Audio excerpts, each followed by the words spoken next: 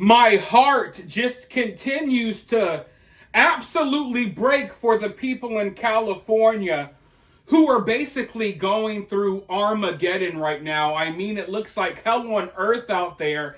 I can't imagine what these people are going through. Some of them are losing absolutely everything, and it's devastating.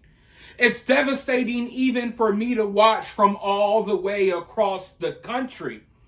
And there's a lot of conversation about the fires online, and a lot of people are saying, don't make it political. Don't make it political. Don't bring up politics, and I get it.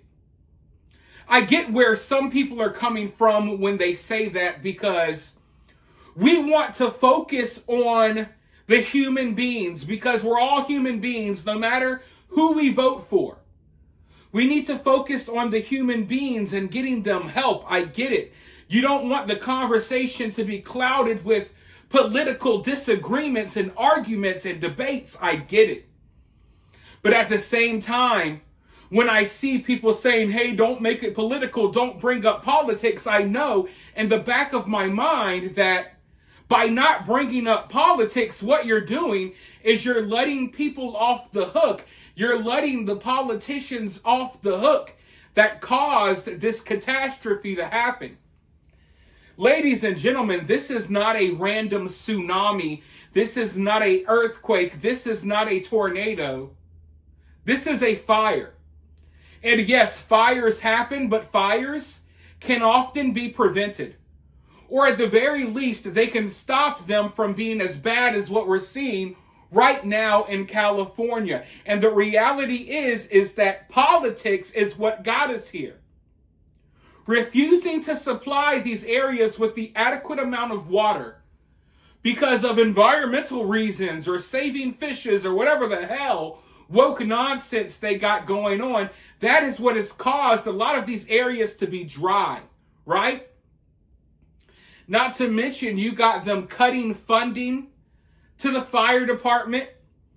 You got a bunch of other woke, weird programs and policies and laws in California that have caused this fire to be worse than what it had to be. And listen, I thank every single one of the firefighters that are out there risking their lives to help people and to save people's homes. I don't want you to think that I am ungrateful, but the response could have been so much better. If California had proper leadership, the reality is that some of these communities were burning to the ground for hours before a single fire truck arrived on scene. The fire hydrants don't have water. And I just want Americans to wake up and understand. Listen, I know some of you will disagree with what I'm saying here because of political reasons, but I just want all of you, everyone, to wake up and understand. Doesn't matter who you vote for, we deserve better. We are not a third world country. We have enough money. We are a wealthy country, and we should be taking care of our own people instead of taking care of the outside world.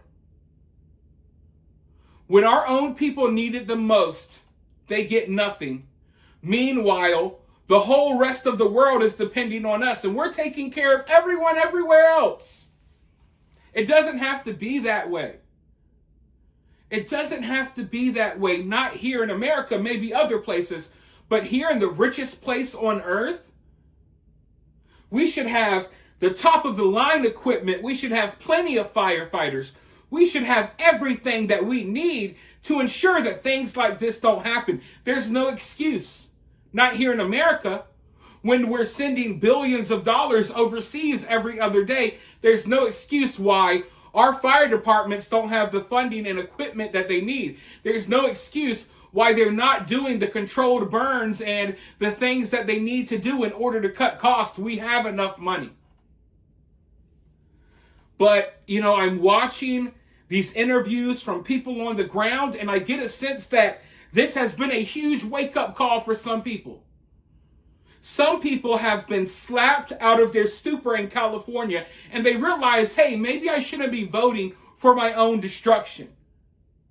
So I think that this is a huge wake-up call, but for others, I'm hearing other interviews and I'm getting kind of disappointed because some of these people are still stuck.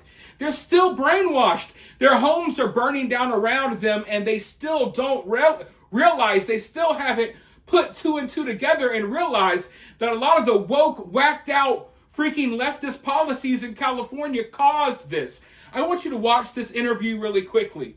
And then I'm going to be right back with more. I want you to understand what I'm talking about. So let's roll this clip and then I'll be right back. As I was getting my whole family out, all you have in your mind is just you're in survival mode at that point. I saw men coming into our neighborhoods. Police confirmed it. She had this to say. Take a listen. It was wild. We just started seeing all these cars pull up, doors open, and groups of men running up our street, going up to the doors of these houses. And we weren't sure what was going on. I'm thinking, are these people here to help my neighbors? I hope so. And I left, and then my husband talked to the police and said, what are those guys doing? These guys don't live here. Get them out. My next door neighbor said, his quote, there were like 100 people that came up on scooters and were trying to get into any and all houses on the street.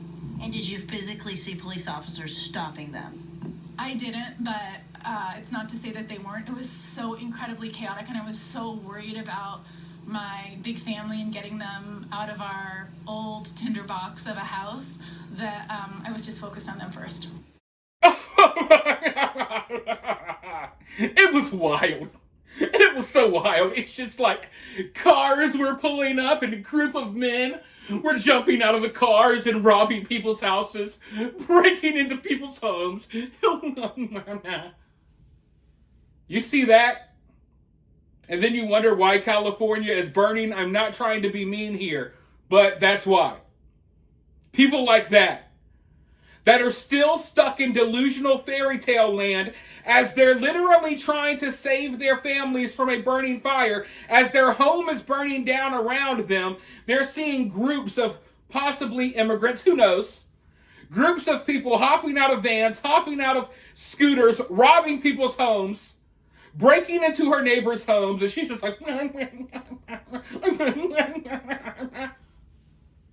and it's like, I get it, like some of these people are still in shock.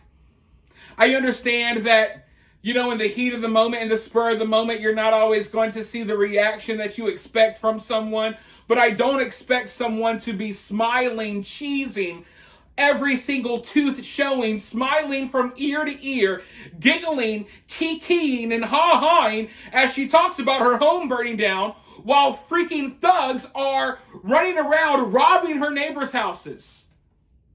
But she voted for that.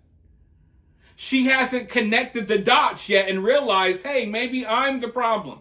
Maybe people like me destroyed California, as we laugh our asses off about freaking criminals robbing our neighbors' homes as we sit here and watch and the police do nothing.